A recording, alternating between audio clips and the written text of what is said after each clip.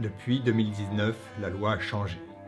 Les personnes en situation de handicap sous tutelle peuvent voter et sont enfin reconnues comme des citoyens à part entière. La PEI de Chambéry a souhaité faciliter l'accès au vote pour les personnes qu'elle accueille. Sensibilisation à l'inscription sur les listes électorales, ateliers reproduisant les conditions d'un bureau de vote. Au-delà du vote, il était important que leur voix soit entendue.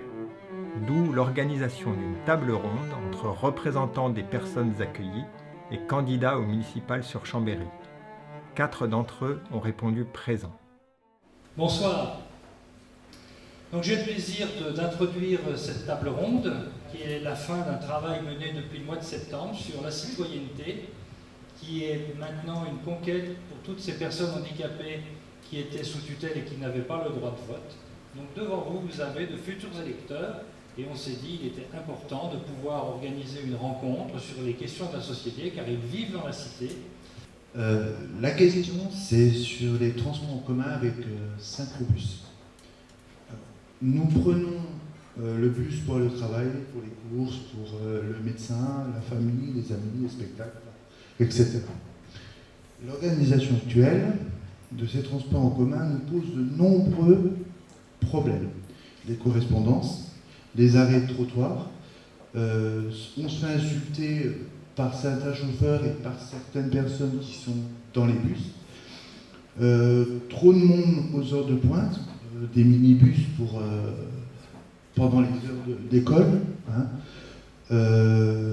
Pas le temps de s'asseoir, il part trop vite. Hein, on n'a même pas le temps de se mettre assis, il démarre. Et il n'y a pas assez de bus les week-ends parce qu'on a ceux du foyer, ils veulent sortir et être dans l'autonomie. Donc ils ne peuvent pas prendre le bus jour férié et week-end. Voilà. Donc après, c'est pensez-vous revoir cela et nous demander notre avis. Bon, la question des transports, c'est une question qui est essentielle, car c'est celle qui permet d'exercer une liberté fondamentale, qui est celle de pouvoir se déplacer comme on l'entend. Et là, je réponds très précisément à votre question, monsieur, c'est qu'avant toute modification de quelque service que ce soit, il faut consulter celles et ceux qui sont intéressés par cette modification du service public pour anticiper les changements, pour que les changements ne soient pas subis.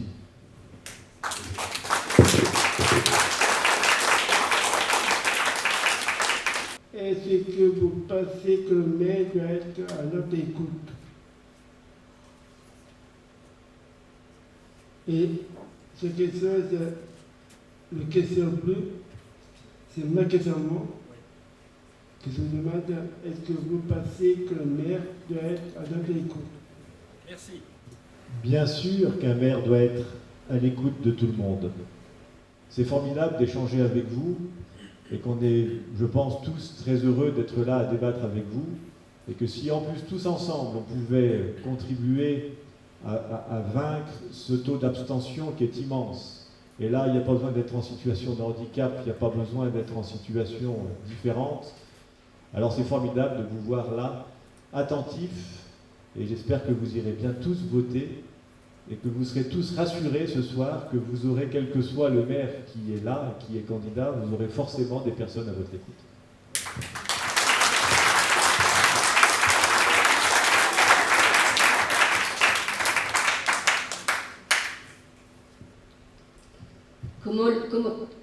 Comment le maire va faire une équipe avec une personne handicapée qui parlera pour moi et pour les autres?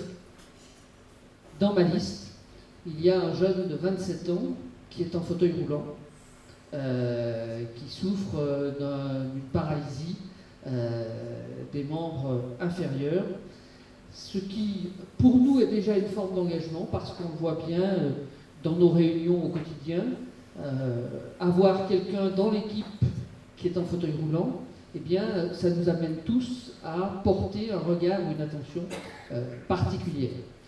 J'habite pas très loin d'ici et il y en a une ou deux qui m'ont reconnu dans la salle parce qu'on se connaît depuis très très longtemps, depuis qu'on est tout petit, n'est-ce pas, Michel? Ah ouais. Hein?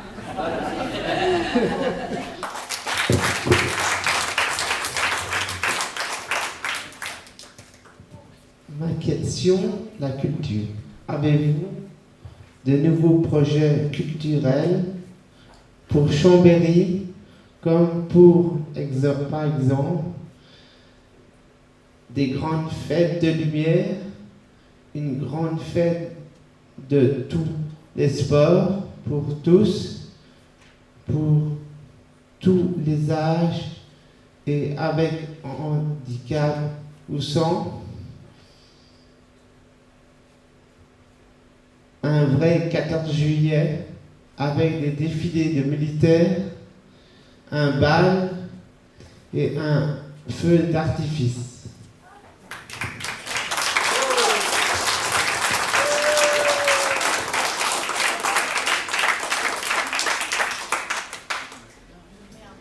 Le projet de Chambéry citoyenne, c'est de construire une ville du bien vivre tous ensemble dans toutes nos différences. Donc une ville accueillante qui est accessible à chacun.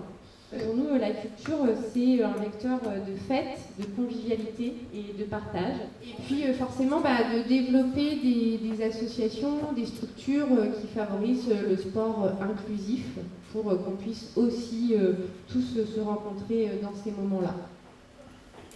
Merci.